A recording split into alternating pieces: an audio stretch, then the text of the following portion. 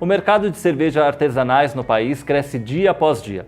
E para a gente mergulhar um pouco mais nesse universo, a gente bate um papo com Leonardo Satti, que é um dos sócios fundadores da cervejaria Dogma. Tudo bom, Leonardo? Tudo bem, Alisson. Obrigado pelo convite. Obrigado você. Mas antes da gente começar esse bate-papo, vamos fazer um brinde aqui com a cerveja que você trouxe. Saúde!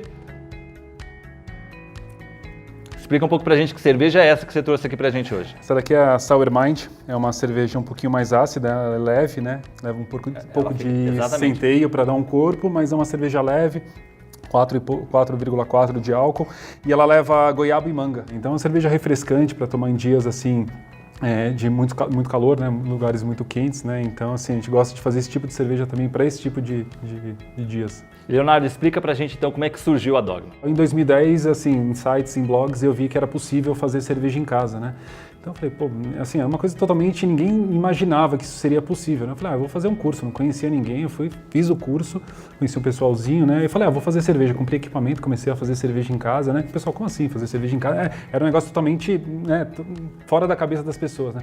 E eu comecei a fazer, e nisso, assim, ninguém conhecia, eu tinha que ir em encontros de outros cervejeiros caseiros para, né, saber o que o pessoal está fazendo, conhecer, e aí acabei conhecendo os meus atuais sócios, né, que é o Bruno e o Luciano, e a gente começou a fazer cerveja em conjunto, né, fizemos cervejas juntos, né, inclusive a Cafusa, né, que depois a gente vai tomar também, é uma cerveja legal, a gente lançou ela na verdade, como cervejeiro caseiro em 2012, mas a gente na época ainda fazia em garrafa, rótulo no computador, imprimia na gráfica, colava na mão, levava para dono de bar, sommelier, falava, pô, nossa cerveja, experimenta, o que você acha, tal.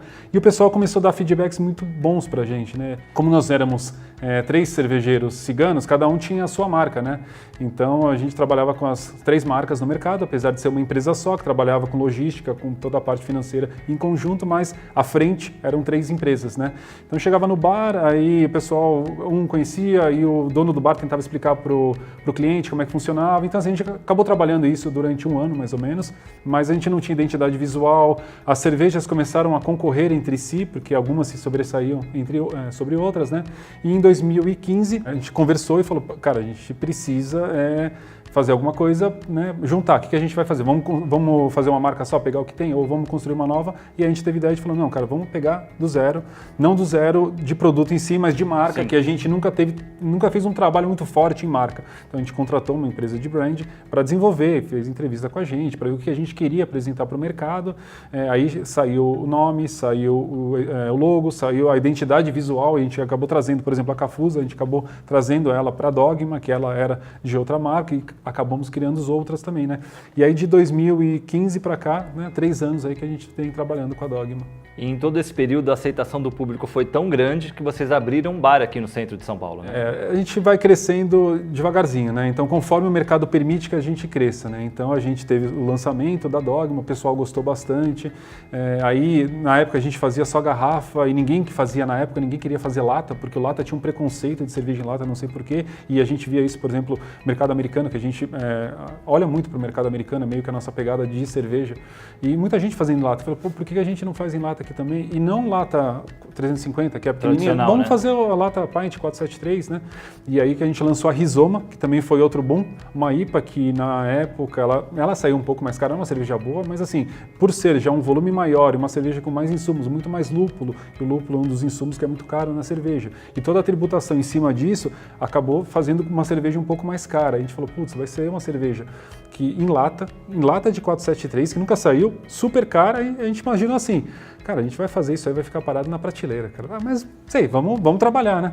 Eu lembro que na época, sei lá, eu entreguei acho umas 150 caixas e o distribuidor falou, cara, eu tenho 800 caixas de pedido, o que a gente faz, cara? Nossa, que bacana. Sai correndo para produzir mais, né? Então, assim, foi um negócio meio que inesperado. Então, assim, vamos trabalhar nisso daí. Essa venda de latas, que foi o segundo boom, né? O primeiro foi com a Dogma, o segundo foi com a Rizoma, que nos permitiu a ideia que a gente sempre teve de querer construir o bar. E em 2016 a gente teve a ideia, em 2017 a gente inaugurou o bar no centro, na Santa Cecília, em São Paulo. E um dos diferenciais da marca são os rótulos que chamam aí a atenção dos consumidores, certo? O produto não é só o líquido, não só o que tem dentro, é toda a apresentação, né? Então, desde o momento que a pessoa vai lá, vai comprar, vai olhar na prateleira, né? Que nem você está indo comprar alguma coisa, é muito legal você escolher. Então, a gente quer apresentar desde o início, o cara comprar, o cara colocar na mesa, tirar uma foto bonita, né? Colocar no copo, ela fica uma apresentação legal. Então, a gente também preza muito pela apresentação do produto em si. Então, a gente tem um artista que desenha, com exceção da Cafuso, é uma pintura do século XVIII, né? Que virou domínio público, e aí a gente acabou utilizando, mas todas as outras a gente contratou um artista realmente para fazer a pintura para a gente. Né? E a cervejaria ela já foi eleita 2 vezes a melhor cerveja de São Paulo, graças a esses sabores inusitados. Um site, né, o Hate Beer, que é um site americano que, assim, as pessoas estão no bar, ela está tomando, então, assim, não é um site que você manda a cerveja para concorrer a nada. Pessoas que estão lá no bar tomando, gostei dessa cerveja, vou dar uma nota, fala um pouco disso. Então, assim, eles fazem... É o público que escolhe, né? Público, então, assim, é uma estatística geral que no final do ano eles premiam cervejas americanas e mundiais. E em 2015 e 2017 nós fomos premiados como a melhor cervejaria brasileira pelo Hate Beer. A gente falou um pouco do crescimento do segmento, mas o que você enxerga como tendência para esse mercado? O pessoal estava muito acostumado com Pilsen. De repente a IPA meio que tomou o lugar da Pilsen. Então, no meio de cerveja artesanal, a IPA é uma cerveja que as pessoas estão começando a acostumar com amargor. Estilos que as pessoas não tinham costume estão começando a tomar. E cervejas um pouquinho mais com sabores diferenciados. Por exemplo, a Sour Mind, que é uma cerveja sour refrescante. É uma cerveja para você tomar na praia, por exemplo, é uma cerveja leve. Né? Então, assim, essa parte de sabores, né, que as pessoas não estavam acostumadas estão começando a tomar. E na parte de mercado, o que eu vejo eu acho que mais produção local. Né? Agora, com a nova legislação aqui em São Paulo, com a permissão de produzir brewpub, por isso que a gente abriu o nosso, né, a nossa cervejaria local, ajuda muito ou deixa de prejudicar na parte tributária. Né? Então, assim, a tributação da cerveja é muito alta hoje, por isso que ela acaba ficando um pouco cara. Quando você faz a produção local e faz a venda direta para o consumidor final, você deixa de ser cobrado em vários impostos. Então, você consegue reduzir um pouco o preço da cerveja. Então, eu acredito que para os próximos anos vai ter meio que uma explosão aí de brewpubs em São Paulo. Já que você está falando de lançamento, quais são as perspectivas para 2019? E no mercado, ou você está crescendo ou você está caindo, não tem estabilidade, né? Então a gente busca sempre crescer, né? A gente está se estabilizando agora na parte do nosso bar e estamos vendo, cara, sentindo aí, é sempre lógico, ter a cervejaria como para a produção sempre foi a nossa vontade inicial, né? Só que, como eu disse, o mercado tem que permitir isso que a gente faça, né? Eu não vou sair por aí investindo sem saber se o mercado vai poder consumir ou não, né? Está crescendo, a gente está acreditando que isso vai ser possível, então estamos com uns planos aí para frente. Que bacana. Leonardo, super obrigado pela sua participação. Obrigado pelo convite, de novo. A gente vai continuar então de olho nas novidades da Dogma, que você já viu, vem novidades por aí, e você continue acompanhando também as principais notícias da indústria da comunicação pelo site do próprio MAC, afinal, aqui a gente tem história.